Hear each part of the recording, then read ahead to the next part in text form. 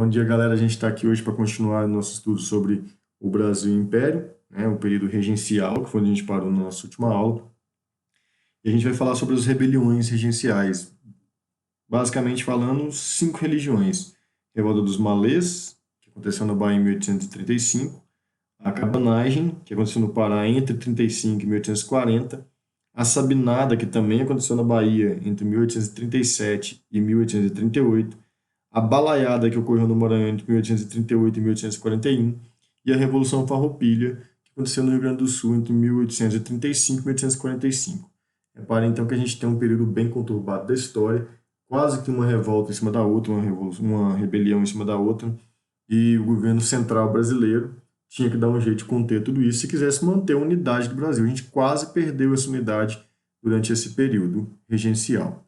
A gente começa falando da revolta dos Malês, que foi considerada a revolta mais bem organizada entre todas as revoltas dos escravos aqui no Brasil para conseguir sua liberdade, tá? E essa boa organização se deu pelo fato de que esses escravos tinham a mesma origem. Todos eles que vieram ao Brasil, eles vieram alfabetizados no árabe, eram todos muçulmanos, então ficava fácil de reconhecê-los, até dentre eles se reconhecerem. Então, eles conseguiam se comunicar e conseguiram então organizar esse movimento, que apesar de ter sido mais organizado, não teve sucesso porque ex-escravos denunciaram o movimento e ele acabou caindo por terra. O Estado ele reprimiu violentamente os líderes dessa rebelião, matando 5 pessoas que foram condenadas à morte e 400 presos foram deportados para a África, encerrando de vez essa revolta. Tá? Esses 5 escravos que foram condenados foi no dia 14 de maio de 1835. Ok? A segunda revolta é a cabanagem, que acontece no Pará, por conta da insatisfação do povo paraense com o Lobo de Souza, desculpa. O Lobo de Souza, que era o presidente de província naquele local. O termo cabanagem, ele vem das habitações onde o pessoal que morava, o pessoal que participou, morava, tá? Que eram as cabanas. Participaram então os cabanos, negros, mulatos, índios e brancos pobres. Foram liderados pelo Félix Clemente Malte e pelo Eduardo Angelim, que eram conhecidos como os Irmãos Vinagres.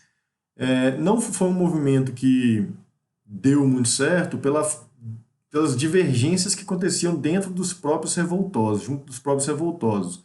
Então, você tinha pessoas que queriam separar do Império e montar uma república. Você tinha pessoas que não queriam montar a república e permanecer no Império. Então, esse tipo de confusão gerada acabou fazendo com que não se firmasse, de fato, um governo no Pará. A gente teve aí durante 1 ano e 4 meses uma república paraense mesmo, sem intervenção do governo central, né? Então tem um período longo que daria para ter se consolidado caso houvesse um diálogo maior e uma ideia mais bem centralizada dos membros desse movimento, né? Então essas divergências internas acabou fazendo com que esse povo fosse derrotado.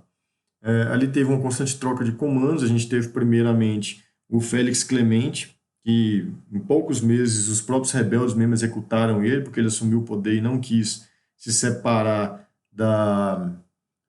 do Império.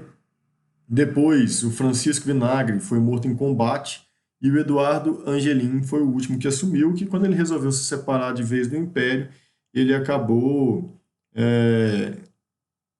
fundando ali a República do Pará, tá? Só que o governo central reagiu imediatamente, acabou com o movimento na capital de Belém, em 1836, e utilizou uma esquadra liderada pelo José de Souza Soares, tá? Que levou 4 anos para derrotar todo mundo. Certo? Essa revolta, gente, foi a revolta que mais morreram pessoas no Brasil. 40 mil pessoas morreram nesses 5 anos de revolta, que foi a cabanagem.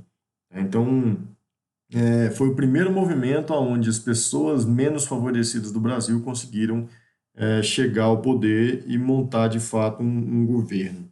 Tá? A gente tem também a Sabinada, que aconteceu entre 1837 e 1838, em Salvador. Então, essa revolução ela aconteceu porque o pessoal da Bahia ficou revoltado, pois o governo queria convocar as pessoas para obrigatoriedade de alistamento para poder lutar contra a revolta farroupilha que estava acontecendo no Rio Grande do Sul nesse momento.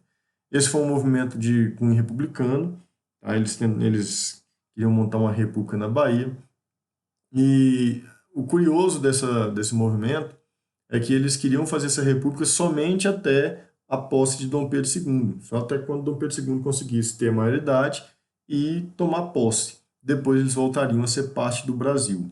O principal líder deles era o Francisco Sabino, por isso que recebe o nome de Sabinada. Eles conseguiram então expulsar o governo central da Bahia, e aí, para conseguir o apoio dos negros, eles prometeram liberdade aos escravos nascidos no Brasil, né? Mas só que foi uma república que durou apenas 4 meses, galera. As tropas que eram fiéis à regência cercaram Salvador, tá? E prenderam alguns líderes desse movimento aí, que depois o Dom Pedro II vai soltar, né? Vai conceder anistia para esses caras no ano de 1840. Além dela, a gente tem a Balaiada, que ocorreu no Maranhão entre 1838 e 1841. Teve como líderes o Raimundo Gomes, o Cara Preta, o balaio Manuel Francisco dos Anjos Ferreira e o Cosme Bento das Chagas, conhecido como Preto Cosme. O Raimundo Gomes ele ficou famoso porque ele invadiu uma cadeia e acabou tirando o irmão dele lá de dentro. Então, ele ganhou respeito da população menos favorecida. Tá? O Manuel Francisco ele se uniu ao movimento, tá? Ele apoiou o Raimundo Gomes. O Manuel Francisco ele se movia mais pela questão de vingança, galera. Ele resolveu que ia matar todo mundo que não fosse mestiço, pobre ou excluído, né? Por conta de uma questão familiar que aconteceu com ele, né? Então, ele entrou também nisso aí. E, por fim, o movimento ganhou apoio do Cosme Bento das Chagas, que era conhecido como Preto Cosme, e ele era líder de um grupo de 3.000 escravos que haviam fugido, né? Então, esse movimento, ele, ele acaba fazendo com que esses grupos se unissem em prol do bem comum entre eles, tá? Bom, agosto de 1839, esses caras tomaram a cidade de Caxias e mandaram para São Luís algumas reivindicações que não foram aceitas pelo presidente da província, chamado Luiz Alves de Lima e Silva. Esse cara conseguiu abafar o movimento da balaiada, tá? E ele conseguiu também mostrar o quão desorganizado era essa revolução, tá? Então essa galera conseguiu afundar de vez esse movimento. O Dom Pedro II ele assume o poder durante essa revolta, né? Ele assume o poder em 1840, e aí o Lima e Silva ele concede anistia para 2.500 pessoas. Só que os líderes dessa batalha, esses que eu já citei aqui, eles continuaram em batalhas e acabaram morrendo na luta, tá? E por fim a revolta farroupilha, que foi uma revolta um pouco mais, talvez a mais organizada dentre todas elas. Ela foi liderada por, apesar de que os farrapos, né, como eram chamados as pessoas mais pobres do Rio Grande do Sul, a revolta da farroupilha foi liderada por grandes fazendeiros e por proprietários de gado da região sul. Então, o que aconteceu foi que a região sul sobrevivia vendendo o charque. Só que o governo central brasileiro taxava esse charque de forma muito. Como é que eu vou falar? De uma forma muito. Gerava muito custo para essa galera. Tá? Então, por ter esse tanto de custo, o charque do Rio Grande do Sul acabava ficando muito caro. E ele não conseguiria competir diretamente com o charque que era produzido na região, na região Platina, ali onde hoje é o Uruguai e a Argentina, e acabava tendo um grande prejuízo. Okay? Então, por conta disso aí, esses caras não conseguiam ter competitividade no mercado nacional. O charque argentino e uruguai era vendido mais barato aqui dentro do que o charque sul-rio-grandense. Okay? Em 1835, o Bento Gonçalves ele vai conseguir depor o presidente de província, tá? E vai fundar ali a República Rio-Grandense, ou também chamada de República Paratini.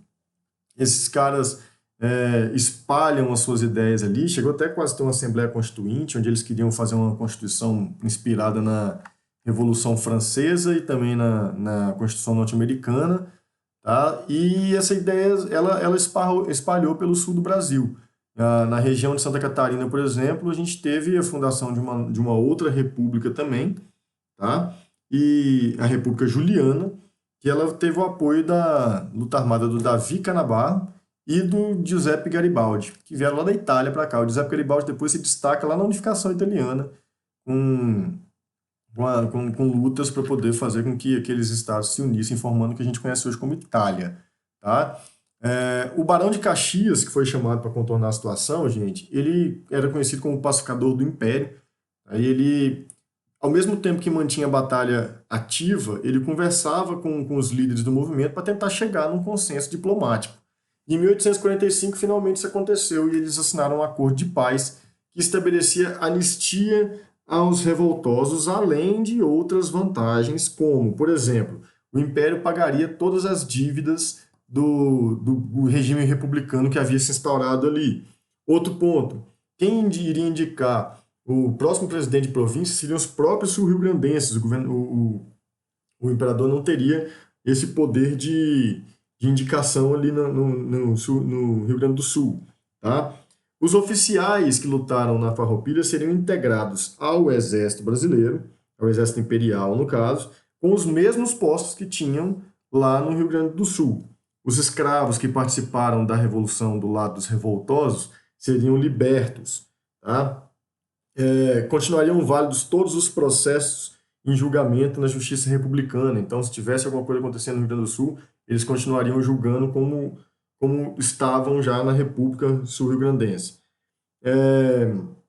Seriam garantidas a segurança individual e a propriedade naquela região. Seriam devolvidos à província todos os prisioneiros de guerra que haviam sido pegos durante esses 10 anos de batalha aí, tá? Os oficiais e soldados que tivessem se simpatizado com a rebelião e passado, né, aderido de fato à rebelião, seriam reincorporados ao exército, tá? Então, o cara estava lutando no exército e falou, ó, gostei da ideia dos caras, vamos mudar de lado. Mudou de lado. Com o fim com a assinatura desse tratado de paz, eles poderiam voltar ao exército ao mesmo posto que estava antes, tá? E o Império, então, ele demarcaria definitivamente qual seria a fronteira do Rio Grande do Sul com o Uruguai, que era uma coisa meio ainda que desconhecida, tá?